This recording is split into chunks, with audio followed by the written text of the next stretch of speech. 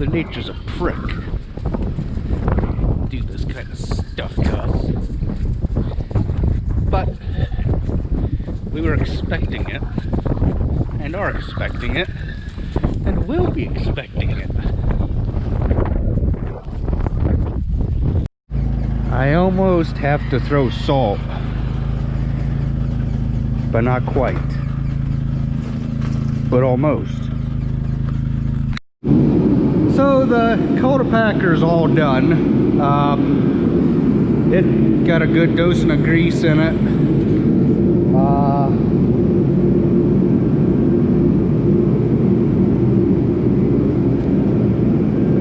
Oh, that's just a new hydraulic. Man, that thing is awful tight.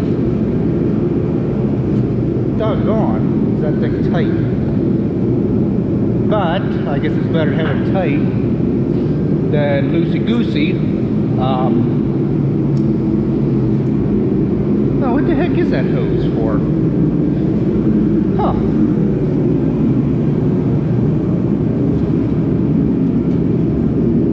Yeah, that seems tight.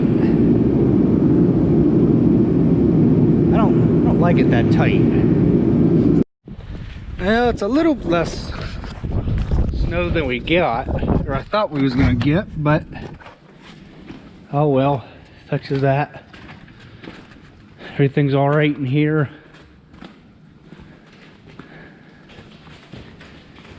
Nothing crazy going on or anything like that.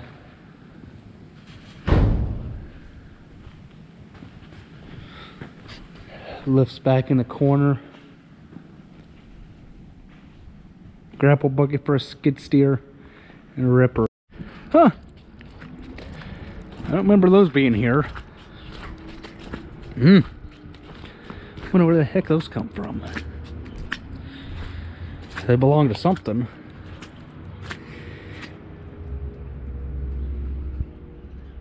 Then everything's all right in here. That's going to be the sprayer tractor, already is, but it's going to be a dedicated sprayer tractor. And the Heston should be behind the 3010, and there it is. So I got the grain head in here, 30 foot. Gotta do some work to it. Grease it, maintain it, and go over it for next year so it's ready to go for beans. So for those of you that are farmers and get up every day and look at this white stuff and go, yeah, it means nothing to me. Well, you're right. It don't mean nothing to us. But then again, you're wrong. It means something to us. That, like if you're like us and you plant winter wheat, the snow acts like an insulator, prohibiting the wheat to grow. We need the cold, not as much the snow. That is why if you guys have cows and haul manure, snow can be a bad thing when you have a lot of manure to haul and you want to get on the fields. The snow just acts like an insulator and makes everything a boogery mess. I had to plug this John Deere in.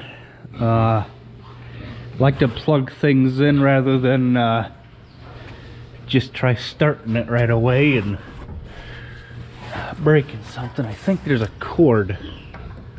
Nope, that ain't a cord. Where the heck did all my cords go that we had all over this place? See, no, that's not a cord. Oh, back here's a cord. Okay. I got two cords to choose from. When it comes to electric cords and all that kind of stuff, the one thing I look for is ends that are cracked or have tears in them, because then I'll just take electric tape and just tape them shut or tape them up again. But if I'm going to use a cord, I want to make sure it is an appropriate cord. Now I'm pretty sure that the thickness of the cord has to do a lot. Like, oh, this block heater on this tractor, it don't really take a whole lot to run it. Yeah, if I can find a darn plug. There it is. There it is. Okay. Take and blow the end out, and I'll get it all plugged in here in a minute. I am funny when it comes to junk on a cord like this.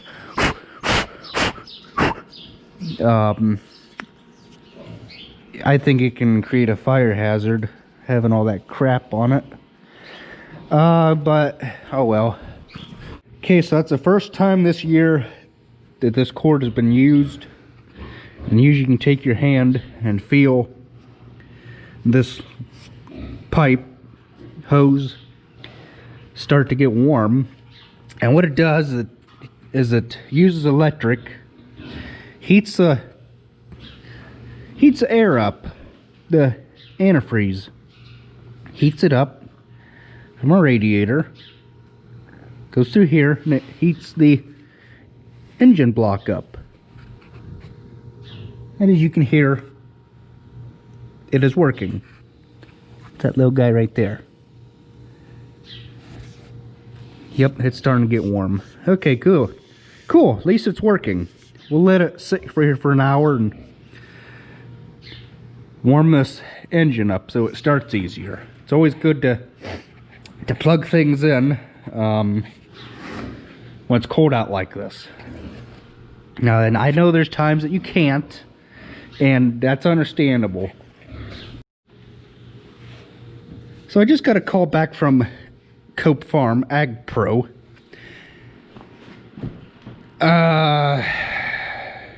Yeah, $2,400 for a new oil pan, but they're gonna try and do a helicoil on it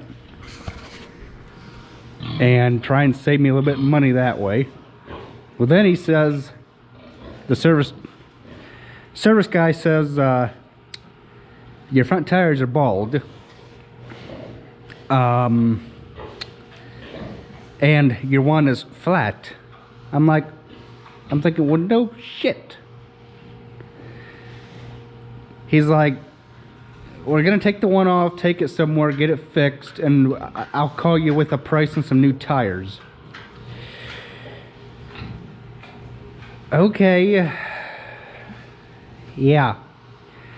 Not exactly what I had in mind for you to tell me that it might be needing new tires, which I was hoping I could just keep running them bald like they are. But if it's gonna keep leaking, I just might have to wind up. He's like, if it's a valve stem, you might be able to get away with just running the tires. If not, then we'll just have to put new tires on it. I'm like, okay. Yeah, so that's where that thing sits.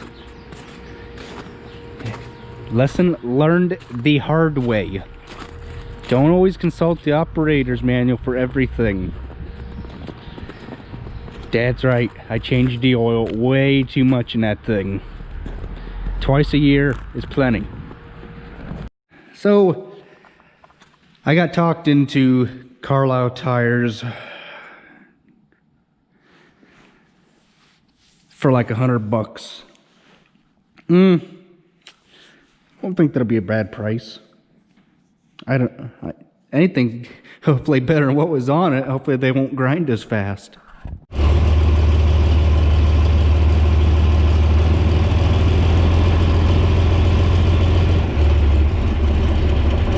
That light will go out once I really start the grinder and get going.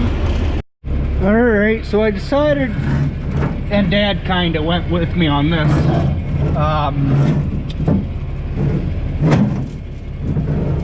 was to call John Deere back and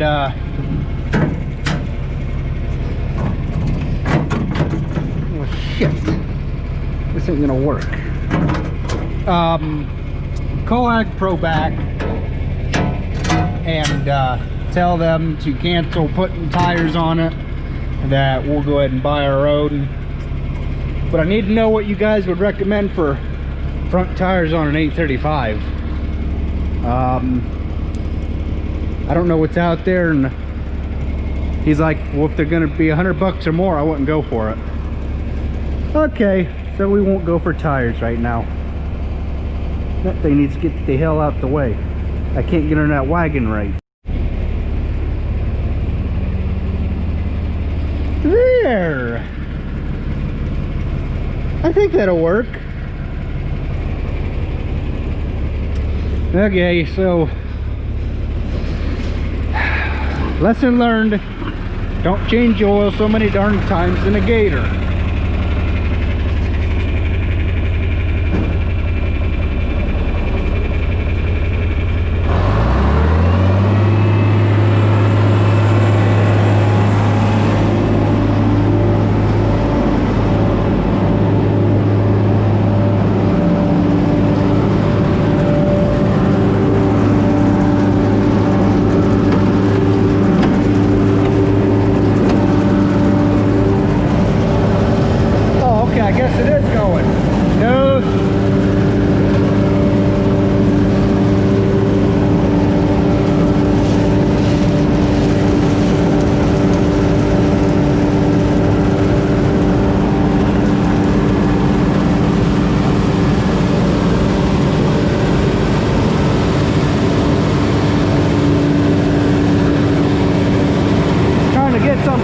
Out of this thing.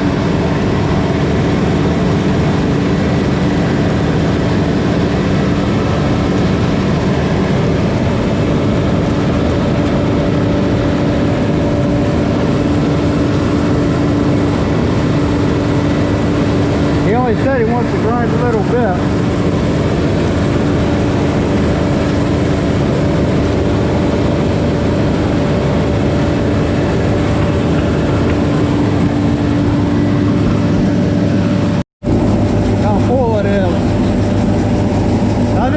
To number 2. I think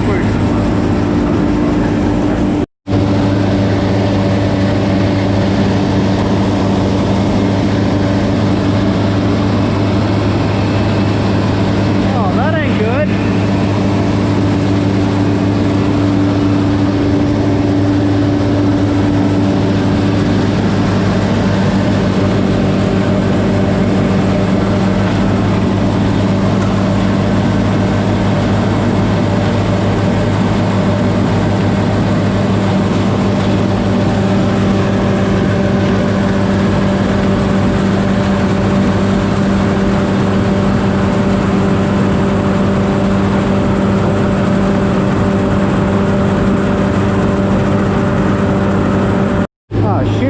Make a dent in the wagon, huh?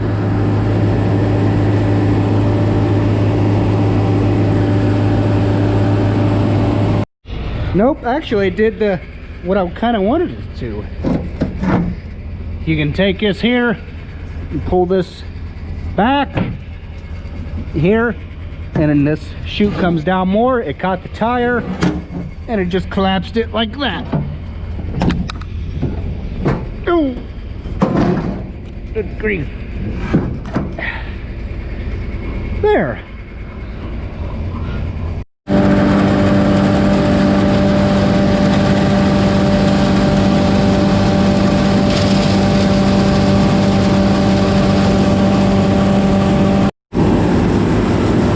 So it's just about up to number 3. I guess I'll go and shut it down, wait for it to clean out.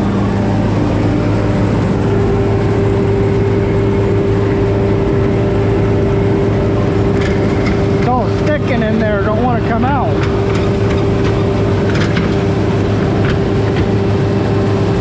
There we go.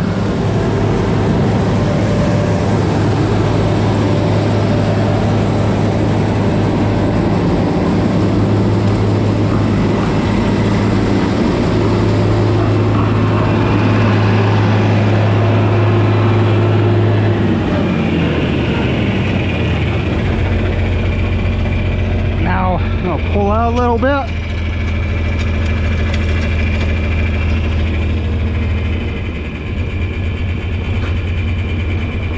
Hopefully that hits that tire and does what I want it to.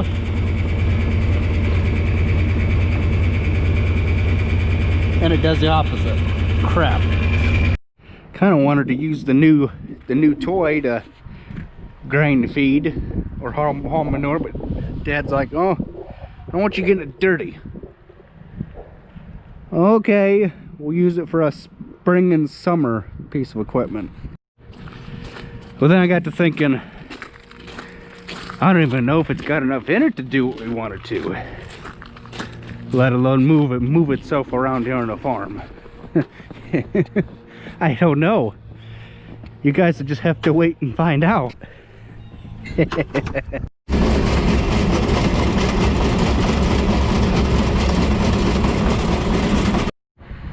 Well, the 4020 is gonna get some 1011 kilo TLC. If that don't give you an idea, I don't know what does. And it feels all better too. Having a bath. And put it in the shop so we can keep it dry.